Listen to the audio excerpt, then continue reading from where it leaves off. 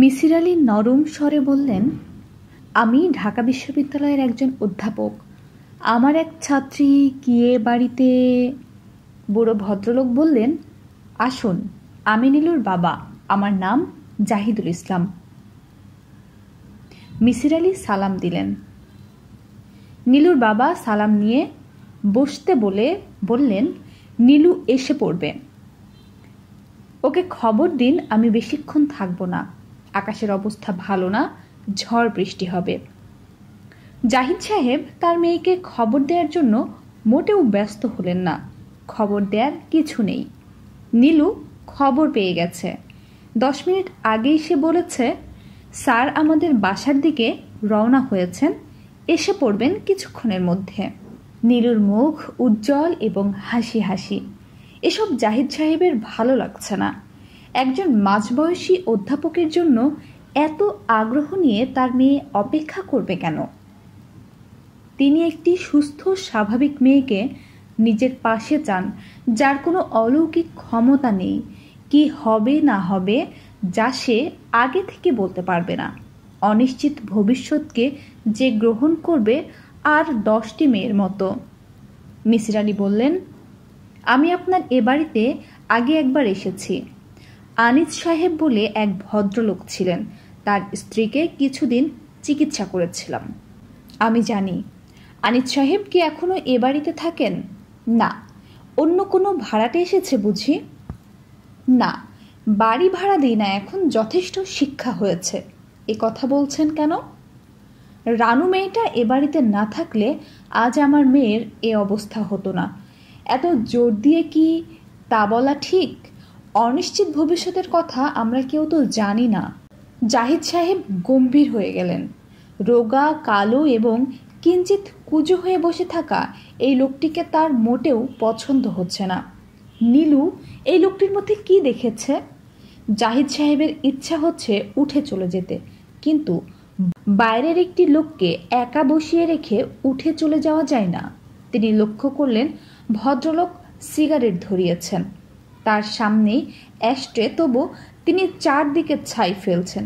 কি কুৎসিত স্বভাব! এরা ছাত্রদের কি শেখাবে? নিজেরাই তো কিছু শেখেনি। মিসির আলী বললেন, আপনার আরেকটি মেয়ে ছিল, ওর কি বিয়ে হয়ে গেছে? হ্যাঁ। কোথায় আছে সে? বাইরে। বিলুর প্রসঙ্গ উঠলেই জাহিদ সাহেব অনেক কথা বলেন, কিন্তু আজ এই লোকটির সঙ্গে কোনো কথা বলতে ইচ্ছে হচ্ছে না। তিনি উঠে দাঁড়ালেন। মিসির আলী সাহেব, জি? আমার মাথা ধরেছে, আমি একটু শুয়ে থাকব, কিছু মনে করবেন না, আমি নীলুকে পাঠিয়ে দিচ্ছি। জি আচ্ছা। জাহিদ সাহেব নীলুর ঘরে উকি দিয়ে অবাক এবং দুঃখিত হলেন। নীলু শাড়ি বদল করেছে। সাধারণ শাড়ির বদলে বেগুনি রঙের চমৎকার একটি শাড়ি পরেছে এবং চুল বাঁধছে। এর মানেটা কি? নীলু, জি? তোর স্যার বসে আছেন নিচে। যাচ্ছি বাবা। বেশিক্ষণ ওকে আটকে রাখা ঠিক হবে না, আকাশের অবস্থা খারাপ। বাবা, আমি তো ওকে আজ রাতে এখানে থেকে যেতে বলবো। সে কি? কেন? আমার কথা শেষ হতে অনেক রাত হয়ে যাবে, এত রাতে আমি ওকে ছাড়বো না। কথাটা তাহলে দিনের বেলা বল, কাল ওকে আসতে বলে দে।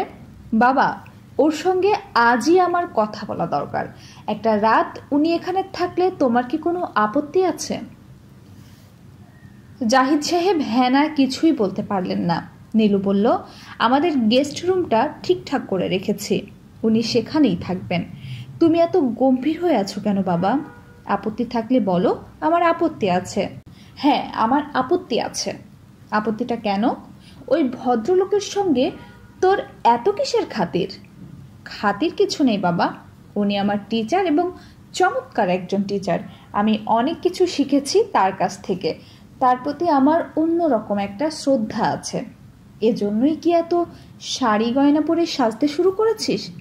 না বাবা, সেজন্য সাজছি না, এবং তুমি যা ভাবছ তাও ঠিক না।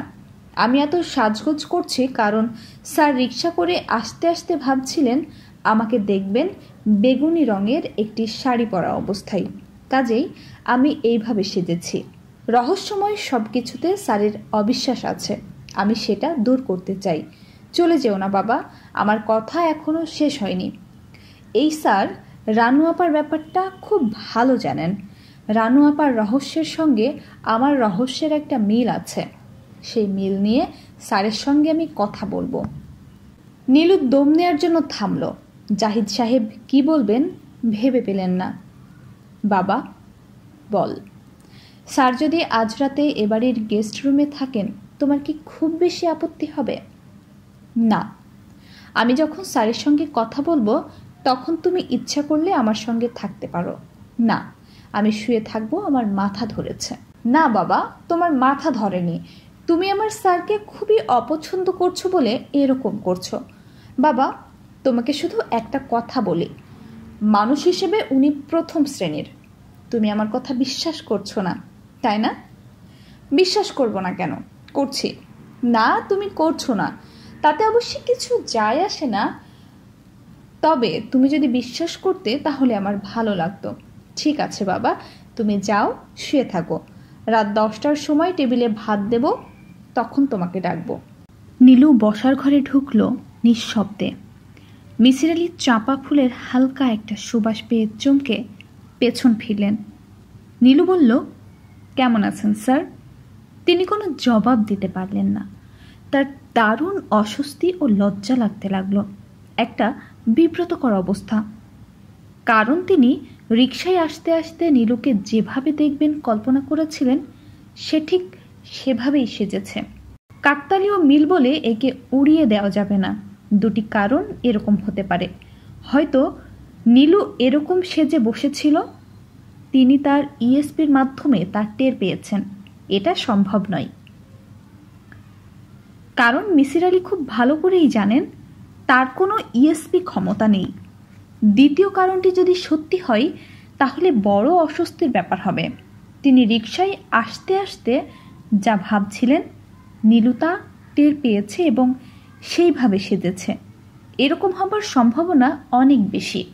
মিসির আলি রুমাল বের করে কপালের ঘাম মুছলেন। তার মনে নীলু সম্পর্কে যেসব কল্পনা আছে তা তিনি আড়াল করে রাখতে চান। বিশেষ করে ট্রেনে আসতে আসতে যে স্বপ্নটা দেখেছেন, এটা যদি নীলু টের পায় তাহলে বড় লজ্জার ব্যাপার হবে। তিনি মনে মনে বলতে লাগলেন, দেখো নীলু, স্বপ্নের ওপর আমার হাত নেই, স্বপ্ন হচ্ছে স্বপ্ন। কিন্তু মনোবিজ্ঞানের একজন শিক্ষক হিসেবে তিনি জানেন স্বপ্ন শুধু স্বপ্ন নয়, অবচেতন কামনা বাসনার ছবি। তিনি তাকালেন নীলুর দিকে। মেয়েটির মুখে হাসি, ছোট্টদের দুষ্টুমি দেখে বড়রা যেরকম হাসে সেরকম। নীলু বলল, স্যার চলুন আমরা বারান্দায় গিয়ে বসি। আমি বেশিক্ষণ বসবো না নীলু, আকাশের অবস্থা ভালো না, ঝড় হবে। হলে হবে, ঝড় বৃষ্টি নিয়ে ঠিক এই মুহূর্তে আপনাকে ভাবতে হবে না। বারান্দায় অন্ধকার, সেখানে পাশাপাশি দুটি বেতের চেয়ার দেয়া আছে। গ্রিল থাকা সত্ত্বেও বারান্দায় বসে অনেকখানি আকাশ দেখা যায়, যে আকাশে অনবরত বিদ্যুৎ চমকাচ্ছে। মিসির আলি বললেন, কি বলবে তুমি, বলো। নীলু বলল, আপনি একবার ক্লাসে ইএসপি এর ওপর বলেছিলেন, আপনার মনে আছে? আছে। আমার এবং আমার কয়েকজন বন্ধু ইএসপি আছে কিনা তা পরীক্ষা করলেন, মনে আছে? হ্যাঁ মনে আছে, জেনার কার্ড দিয়ে পরীক্ষা। সেই পরীক্ষায় আমরা কেউ পাশ করতে পারিনি।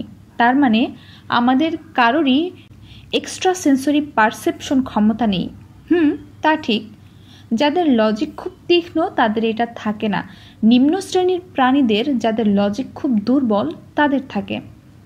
স্যার আমি জানি না আমি এখন একটি নিম্ন শ্রেণীর প্রাণী কিনা, কিন্তু আমার ইএসপি ক্ষমতা অনেক বেশি। ঠিক এই মুহূর্তে আপনি কি ভাবছেন আমি বলে দিতে পারি। নীলু বলতে বলতে হেসে ফেলল এবং হাসি ঢাকার জন্য অন্যদিকে মুখ ফেরালো। মিসির আলি খুব লজ্জায় পড়ে গেলেন, কারণ তিনি একটি আপত্তিকর ভাবনা ভাবছিলেন।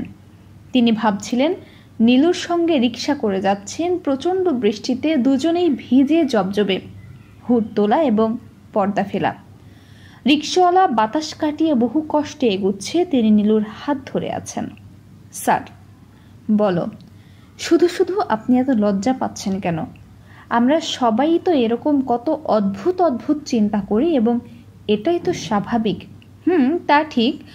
আমার সঙ্গে কি বলতে চাচ্ছিলে বলো, আমি বেশিক্ষণ থাকবো না, ঝড় আসবে। বলতে না বলতেই বড় বড় ফোঁটায় বৃষ্টি পড়তে শুরু করলো, বাতাস বইতে শুরু করলো এবং কিছুক্ষণের মধ্যে ইলেকট্রিসিটি চলে গিয়ে চারদিক অন্ধকারে ডুবে গেল। নীলু মৃদুস্বরে বলল, রানু আপাকে তো আপনি ভালো মতন চিনতেন, তাই না স্যার? হ্যাঁ। রানু আপার সঙ্গে আমার কি মিল আছে? কোনো মিল নেই, প্রতিটি মানুষই আলাদা। একজন মানুষের সঙ্গে অন্য একজন মানুষের মিল থাকে সামান্যই। কিন্তু রানু আপার অসম্ভব ইএসপি ক্ষমতা ছিল না? তা ছিল। আমারও আছে। আছে না? হ্যাঁ আছে। রানু আপা কি আপনাকে কখনো বলেছিল তার ভেতরে একজন দেবী বাস করেন? বলেছিল।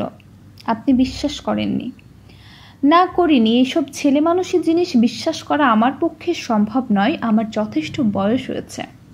না স্যার, রানু আপা যা বলতো, এখন আমি যদি তাই বলি আপনি বিশ্বাস করবেন? না। পৃথিবীতে অনেক রহস্যময় ব্যাপার আছে স্যার। এক সময় ঝড় বৃষ্টিকেও রহস্যময় মনে করা হতো, এখন করা হয় না। মানুষের জ্ঞান, মানুষের বুদ্ধি রহস্যময়তাকে সরিয়ে দিচ্ছে। এই পৃথিবীতে যত অলৌকিক ব্যাপার আছে তার প্রতিটির পেছনে আছে একটি লৌকিক ব্যাখ্যা। মিসির আলি সিগারেট ধরালেন এবং বক্তৃতার ভঙ্গিতে বলতে লাগলেন, দেখো নীলু, তুমি বলছো তোমার ভেতরে একজন দেবী আছেন। সেই দেবী যদি এই মুহূর্তে তোমার ভেতর থেকে বের হয়ে আসেন এবং আমাকে বলেন, এই যে মিসির আলি সাহেব, তাহলেও আমি ব্যাপারটা বিশ্বাস করব না। আমি খুঁজব একটা লৌকিক ব্যাখ্যা। কি হবে সেই ব্যাখ্যা? আমি যা দেখব, মনোবিজ্ঞানীর ভাষায় তার নাম হ্যালুসিনেশন।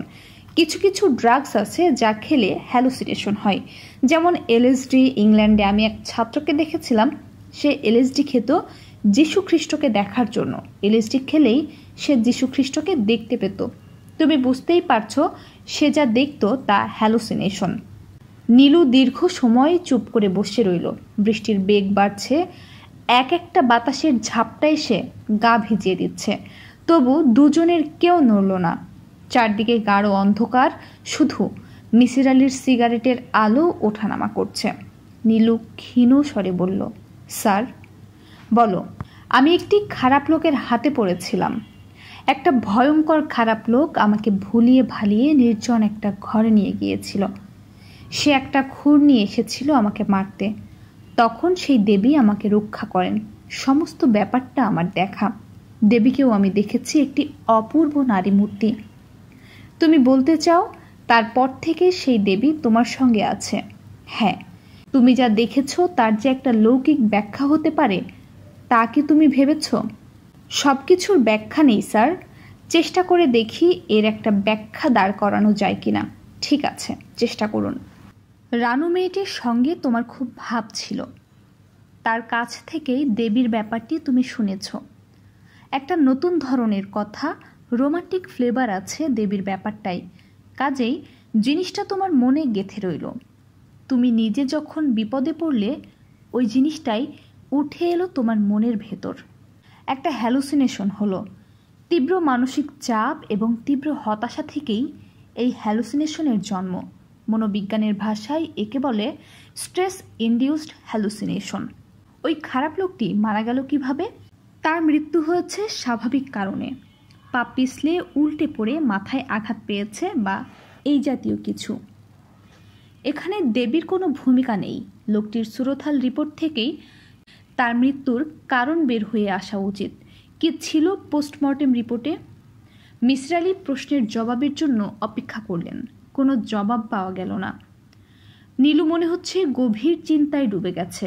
অন্ধকারে পরিষ্কার কিছু দেখা যাচ্ছে না, কিন্তু কেন জানি তার মনে হলো মেয়েটি কাঁদছে। কাঁদবে কেন সে? কাদার মতো কোনো কথা কি তিনি বলেছেন? নীলু। জি। আমি এখন উঠি, আমার যাওয়া দরকার। এ বৃষ্টি কমবে না, যত রাত হবে তত বাড়বে।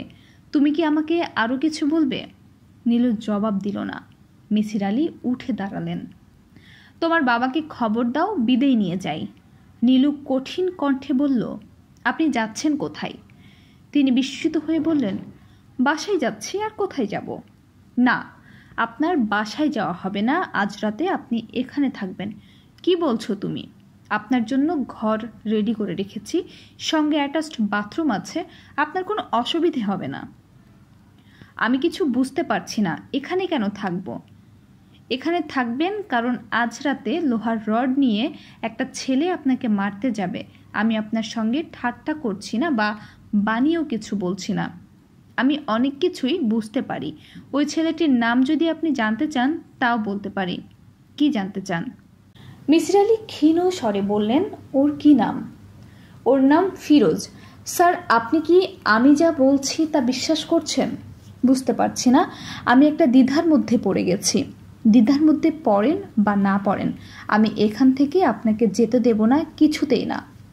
মিসির আলি লক্ষ্য করলেন মেয়েটি কঠিন স্বরে কথা বলছে। তার কথা বলার ধরন থেকেই বলে দেওয়া যায় এই মেয়ে তাকে যেতে দেবে না। নীলু, আমার বাসায় কাজের মেয়েটি আছে একা। না, ইমা আপনার ঘরে নেই। আপনার ফিরতে দেরি দেখে সে বাড়িওয়ালার ঘরে ঘুমোতে গেছে। তুমি ওর কি নাম বললে? যা নাম তাই বললাম, ইমা। ইমা? হ্যাঁ, ইমা। ওর বাবার নাম বলতে পারবে? ইমা নাম থেকেই আপনি ওর বাবাকে বের করতে পারবেন। বলতে বলতে নীলু হেসে উঠল। হাসিতে একটা ধাতব ঝংকার, কোনো এক ধরনের কাঠিন্য, যেন এ নীলু নয়, অন্য একটি মেয়ে, অচেনা একজন মেয়ে। স্যার আসুন, আপনাকে আপনার ঘর দেখিয়ে দিই। ড্রয়ারে মোমবাতি আছে, মোমবাতি জ্বালিয়ে বসে বসে বৃষ্টির শোভা দেখুন। আমি যাব রান্না করতে। তোমাদের টেলিফোন আছে না? আছে, দিয়ে যাচ্ছি আপনার ঘরে, যত ইচ্ছা টেলিফোন করুন। টেলিফোনে অনেক চেষ্টা করেও ফিরোজদের বাড়ির কাউকে ধরা গেল না। হয় টেলিফোন নষ্ট কিংবা রিং হচ্ছে, কেউ ধরছে না। আশ্চর্য ব্যাপার। বাড়িওয়ালা করিম সাহেবকে টেলিফোন করলেন। করিম সাহেব জেগেছিলেন এবং তিনি জানালেন হানিফা তার বাসাতেই আছে, ঘুমোচ্ছে।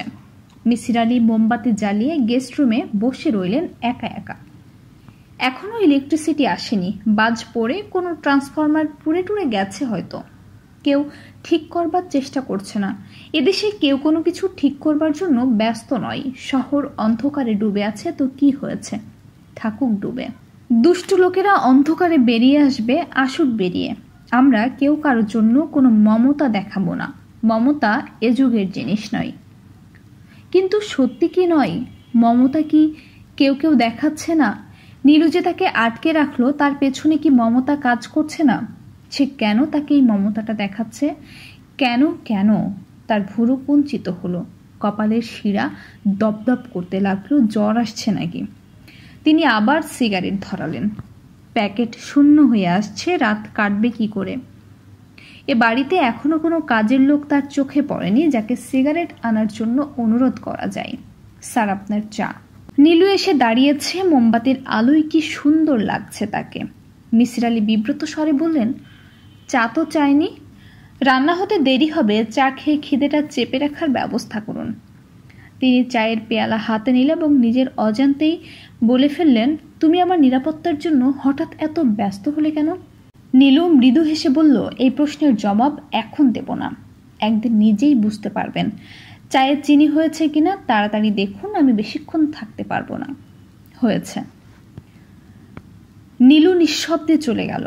মিসির আলির হঠাৎ মনে হলো তিনি চাপা ফুলের গন্ধ পাচ্ছেন, হালকা সুবাস, কিন্তু কিছুক্ষণের মধ্যেই তা গাঢ় হলো। তিনি ঘরের ভেতর ফিসফিস কথা শুনলেন। কে কথা বলছে? দমকা বাতাসে মোমবাতি নিভে গেল এবং তিনি স্পষ্ট শুনলেন মল পরে হেঁটে যাওয়ার মতো কে যেন তার পাশ দিয়ে হেঁটে গেল। কে বলে চেঁচিয়ে উঠতে গিয়েও তিনি থেমে গেলেন। এসব মনের ভুল। এ জগতে কোনো রহস্য নেই। আশপাশে নিশ্চয়ই কোনো চাপা ফুলের গাছ আছে, গন্ধ আসছে সেখান থেকেই। কিন্তু তবু তার মনে হচ্ছে দরজার ওপাশে পর্দার আড়ালে কেউ একজন দাঁড়িয়ে আছে এবং তাকিয়ে আছে তার দিকে। কে সে? অন্য ভুবনের কেউ, নাকি অবচেতন মনে তার জন্ম? পৃথিবীর সমস্ত অশরীরের জন্মই কি অবচেতন মনে হয়? অবচেতন মন জিনিসটির অবস্থান কোথায়? মস্তিষ্কের নিউরনের বৈদ্যুতিক আবেশেই কি আমাদের নানা রকম মায়া দেখাচ্ছে? তিনি ছোট্ট একটি নিঃশ্বাস ফেললেন। পর্দাটা খুব নড়ছে, যেন কেউ পর্দা নাড়িয়ে তার দৃষ্টি আকর্ষণ করতে চেষ্টা করছে। তিনি দেয়াশলাই জ্বাললেন, আলো আসুক, আলোর স্পর্শে সব মায়া কেটে যাক। তিনি যেন নিজেকে সাহস দেবার জন্যই বললেন, এ পৃথিবীতে রহস্যের কোনো স্থান নেই।